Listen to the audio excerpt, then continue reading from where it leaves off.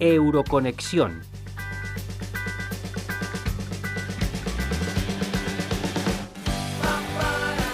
El próximo 26 de mayo se celebran las elecciones al Parlamento Europeo y uno de los temas que pueden aparecer en la agenda es la lucha contra la violencia de género, un asunto que se ha posicionado en el debate político de los últimos años en nuestro país. Además, el objetivo de lograr una sociedad más igualitaria debe involucrar por igual a hombres y mujeres.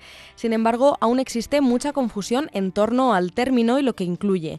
La profesora del área de Antropología Social de la Universidad Miguel Hernández, Anastasia Tellez Infantes, lo explica. La violencia de género es la ejercida de hombres contra mujeres, desde este posicionamiento, ¿no?, machista y patriarcal. En esta línea se explicaba también la catedrática de Derecho Constitucional de la UMH, Rosario Turo Usina. Estamos hablando de la violencia que sufren las mujeres por el mero hecho de ser mujeres. Sin embargo, la concepción que hace la legislación española es más restrictiva, como cuenta Rosario Turo Usina. Tenemos un pequeño problema, y es que la Ley de Violencia de Género del año 2004 es verdad que es una buena norma, es una norma que para la época fue una norma avanzada, o fue una norma que puso de repente el acento a la idea de suspender lo que es de trascender, mejor dicho, lo que es la violencia que se tiene contra determinadas personas, para hablar de un fenómeno estructural. El problema que tenía aquella Ley de Violencia de Género, que sigue teniendo esa Ley de Violencia de Género, es que circunscribe esas muertes o esas violencias a las relaciones de pareja. Es verdad que en aquel momento a lo mejor no había otra forma de sacar adelante esta norma, pero sí que es cierto que con posterioridad y en la academia y en los estudios que se hacen de género, el concepto mismo de violencia de género es, y sabíamos en aquel año 2004 que era mucho más que la violencia que se tiene en las relaciones de pareja. Por ejemplo, el último caso que se acaba de producir, de Laura Luelmo, evidentemente ella no se encontraba en una relación de pareja. Es obvio, es conocido. Sin embargo, es obvio que es deberíamos reflexionar, no quiero dar nada como obvio porque me parece que no lo tenemos tan claro en la sociedad o todavía seguimos necesitando tenerlo más claro y más trabajado, pero es un hecho evidente que no ha sufrido esta violencia por estar en una pareja, sino por una situación de vulnerabilidad o por una situación de discriminación, de menosprecio que sufren o que experimentan determinadas personas por el sexo que tienen.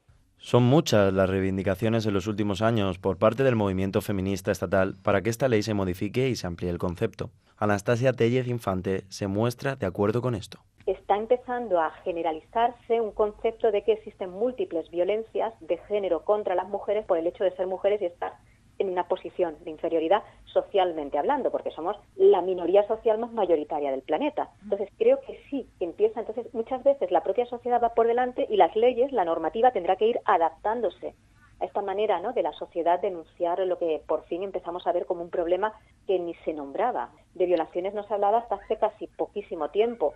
De acoso sexual todavía queda mucho por hablar. Del tema de prostitución forzada o de trata de mujeres y de niñas con fines de explotación sexual, estamos al principio, ¿no?, de poner esto sobre la mesa, por decirte solamente algunas de las múltiples formas de violencia de género que sufren las mujeres.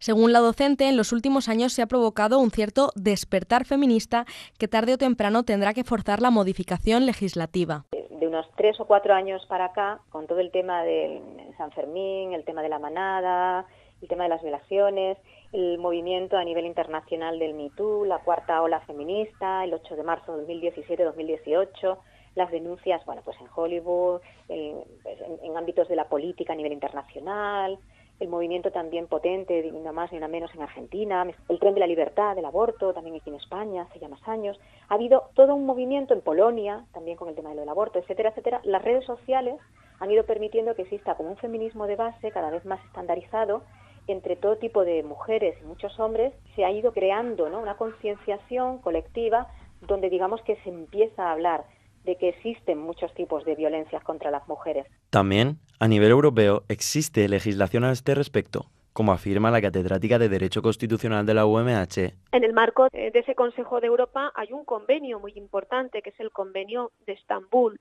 que firmamos hace ya unos 7 años y que entró en vigor en agosto del 2014. Ese convenio de Estambul, que se llama el Convenio de la lucha contra la violencia contra las mujeres y violencia doméstica, es decir, hace ahí una distinción intentando acaparar todas las situaciones. Ese convenio es importante porque es un convenio que precisamente trasciende ese concepto estricto de que la violencia de género se produce solo en el seno de las parejas, y además es muy agresivo en el buen sentido, positivo, porque pone el acento, dice claramente que los problemas de violencia contra las mujeres y violencia por razón de sexo es un problema de vulneración de derechos humanos y es un problema de discriminación contra las personas. Bueno, hace un énfasis también muy fuerte de cara a los estados para que adopten todas las medidas posibles. Anastasia Tellez Infante se muestra satisfecha con la legislación vigente, pero apunta el largo camino que queda por recorrer. Y a nivel europeo también hay normativas especialmente interesantes, queda mucho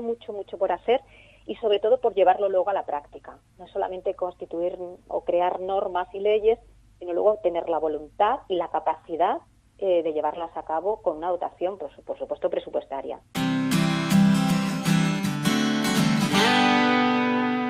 La lucha contra la violencia machista puede jugarse también en las instituciones europeas. A la pregunta de qué nos jugamos en las próximas elecciones al Parlamento Europeo a este respecto, la profesora del área de Antropología Social de la Universidad Miguel Hernández, Anastasia Tellez Infante, responde: precavida, pero optimista con sus deseos. Aprovechar esta demanda social y llevarlo de verdad al marco normativo y al marco europeo.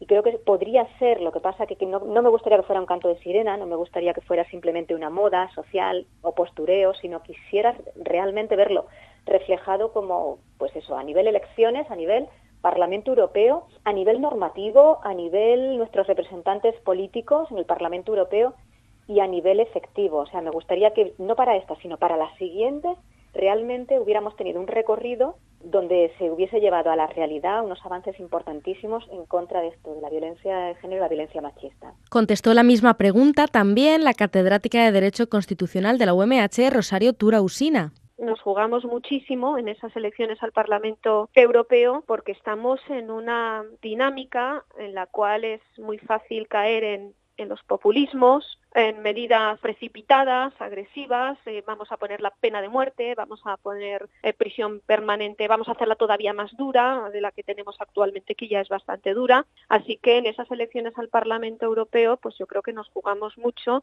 porque sigue haciendo falta discursos donde no perdamos de vista todo el trabajo que se ha hecho durante muchísimos años. Conocemos las cifras de nuestro país. Casi 1.000 mujeres han sido asesinadas a manos de sus parejas o exparejas desde 2003, el año en que comienzan las estadísticas. El próximo 26 de mayo, una papeleta en una urna puede ser decisiva para el rumbo de la legislación sobre violencia contra las mujeres. El machismo es un crimen contra toda la sociedad. Impliquémonos en erradicarlo. Euroconexión, un proyecto de la Asociación de Radios Universitarias de España y el Parlamento Europeo desde la Universidad Miguel Hernández.